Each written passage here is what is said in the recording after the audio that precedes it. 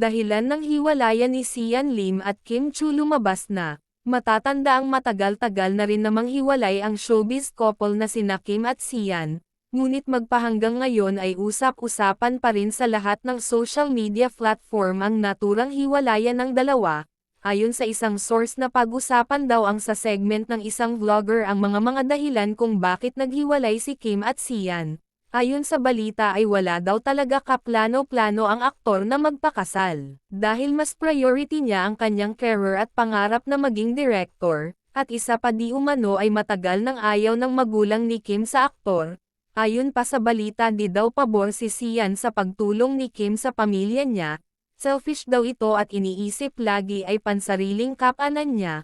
Ayon sa ilan kung hindi daw pala kasama sa mga plano niya si Kim dapat di na niya pinatagal pa ng 1 dekada ang kanilang relasyon, upang di na umasa pa ang dalaga.